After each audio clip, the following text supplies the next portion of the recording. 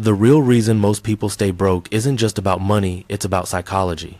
In this video, we're going to uncover the hidden psychological traps that keep millions of people stuck financially and how changing your mindset can completely transform your path to wealth.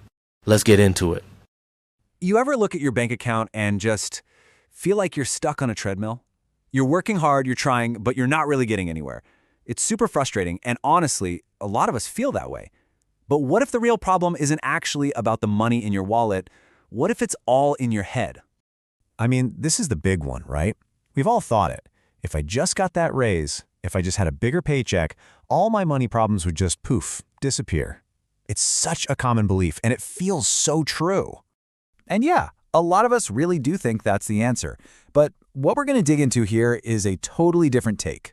According to the source material we looked at, the real thing holding you back, it's not your income, it's your mindset. That's right. The real barrier is in your head. It's all about psychology. So let's get into it. We're going to break down the 5 biggest mental traps that can keep you stuck in that cycle. All right, so here we go. 5 psychological money traps. Think of these as these kind of hidden roadblocks in your mind. They can totally sabotage your financial goals, and the craziest part is, a lot of the time, you don't even know they're there. Okay, first up is a classic, and it's a big one, instant gratification. You know the feeling. Our brains are literally hardwired to want rewards, and to want them right now. It's this old survival instinct, right? But in today's world, that same instinct can be a huge problem, especially with money. It makes us pick that little bit of pleasure today over real security tomorrow. And this really shows you the choice we're making all the time. On one side, you got that instant hit of dopamine, the new phone, the fancy dinner out. On the other side, well, that's the slow and steady work of saving, investing, building something for the future. And you know, with pretty much every dollar you spend, you're picking a side in that battle. All right, trap number 2 is what we call financial conditioning. And this is fascinating. It's like you have this invisible script about money that was handed to you when you were a kid.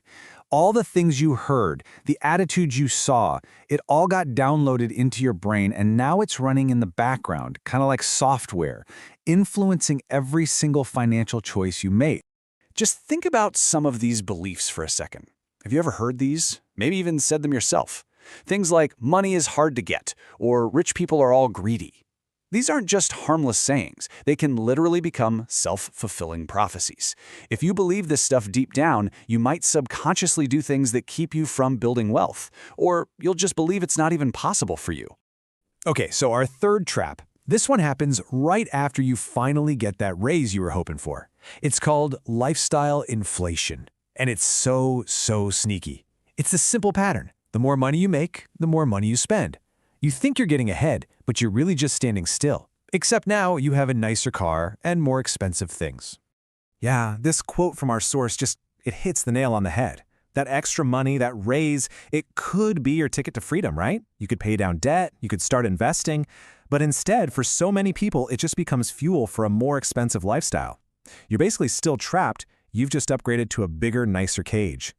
And that brings us to trap number 4, the fear of risk. I get it. The idea of taking your hard-earned cash and putting it into something where you could lose it? That's terrifying. It can be absolutely paralyzing. And because of that fear, a lot of people just stick their money in a savings account where, let's be honest, it's barely growing at all. But here's the crazy part. The thing most people don't realize is that playing it safe is actually a huge risk in itself. Why? Because of inflation. Any money that's just sitting there, not growing, it's slowly, silently losing its buying power. So the truth is, if you really want to get ahead, you have to be willing to take some smart, calculated risks. And our final trap, number 5, is a lack of financial awareness. Now, this has nothing to do with how smart you are. It's just about the fact that most of us were never actually taught the rules of the money game. We were never given the playbook for how to build real, lasting wealth. I'm talking about essential knowledge, like understanding compound growth, which is basically the magic of your money starting to make its own money, or just the basic principles of investing and how to build assets. These are the fundamentals. Without knowing this stuff, it's like you're trying to win a game without even knowing the rules. You're just flying blind. Okay, so we've laid out all these traps. That might feel a little heavy, but now for the big question. How do you actually get out of them? Well, it all comes down to a really big shift in your mindset, a shift from just consuming things to actually creating wealth. And this is the key to everything. Real, lasting change with your money, it doesn't start when you get a raise. It starts with how you see things, with your perspective. That change has to happen on the inside first, before you're ever going to see different results on the outside. So, what's the path forward? It's really a three-step process. Step 1, you've got to be real with yourself and just recognize which of these traps you fall into. Step 2, you start challenging those old beliefs about money you grew up with. Like, actually ask yourself, is that really true? And finally, step 3, you make a conscious choice every single day to shift your focus away from just spending and toward building something for the long haul. So if there's one thing to take away from all this, it's this. Your paycheck is just a tool. It's not the end-all be-all. You are the one in charge of your financial future. And your mindset? That's the blueprint you're building from. Seriously, how you think about money is so much more powerful than the actual number you earn. When you really think about it, your financial life is a story. And guess what? You're the one holding the pen. So the only real question left is it time for a rewrite?